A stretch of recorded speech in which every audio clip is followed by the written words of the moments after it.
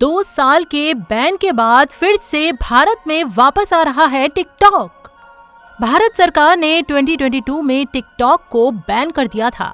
Indian government का कहना था कि अगर टिकटॉक को भारत में बिजनेस करना है तो डाटा सेंटर भारत में ही बनाना होगा। इस पर टिकटॉक की पेरेंट कंपनी बाइटडांस राजी नहीं हो रही थी, लेकिन अब फाइनली ऐसी खबरें आ रही हैं कि बाइटडांस ने भारत में फिर से एंट्री करने की कोशिश तेज कर दी है और बहुत जल्द ये भारत में फिर से अपना बिजनेस शुरू कर सकती है। इसके लिए टिकटॉक एक भारतीय कंपनी से भी बातचीत कर रही है। आखिर ये सब कैसे होगा, चलिए जानते हैं सब कुछ इस वीडियो में आगे। लेकिन उससे पहले जल्दी से आप चैनल को सब्सक्राइब कर लीजिए और बेल आइकन दबाकर नोटिफिकेशन भी ऑन कर लीजिए। दोस्तों, आप जानते ही होंगे कि टिकटॉक ने बहुत कम समय में काफी लोकप्रियता पाई थी और देखते ही देखते भारत में इसके करोड़ों यूजर हो गए थे। लेकिन 2020 में भारत सरकार ने डाटा चोरी का आरोप लगाते हुए टिकटॉक समेत 100 से भी ज्यादा चाइनीज ऐप को बैन किया था। भारत सरकार की डिमांड थी कि अगर टिकटॉक को भारत में काम करना है तो उसे अपना डाटा सेंटर भारत में ही बनाना होगा। लेकिन टिकटॉक की पेरेंट कंपनी बाइटडांस ने साफ कर दिया था कि भारत में उसके लिए डाटा सेंटर स्थापित करना संभव नहीं है। उसके बाद टिकटॉक का बिजनेस भारत में पूरी तरीके से बंद हो गया था।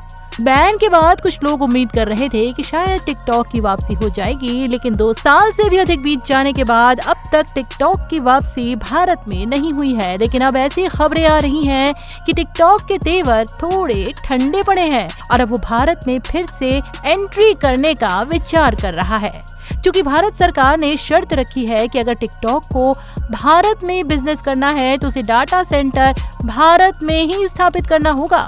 इसी सिलसिले में खबरें आई हैं कि टिकटॉक चलाने वाली चाइनीज कंपनी बाइटडांस फिलहाल हीरानंदानी ग्रुप नाम की एक भारतीय कंपनी से बात कर रही है। हीरानंदानी ग्रुप के बारे में आपको बता दें कि वैसे तो ये ग्रुप भारत की सबसे बड़ी रियल एस्टेट कंपनी है, लेकिन 2020 में हीरानंदानी ग्रुप ने पुणे में भारत का सबसे बड़ा और दुनिया का दूसरा सबसे बड़ा डाटा सेंटर स्थापित किया था। अगर बातचीत सही दिशा में जाती है तो अब टिकटॉक की पार्टनर कंपनी भारत में हीरानंदानी ग्रुप होगी तथा हीरानंदानी ग्रुप के ही डाटा सेंटर में टिकटॉक के भारतीय यूजर्स का डाटा स्टोर किया जाएगा।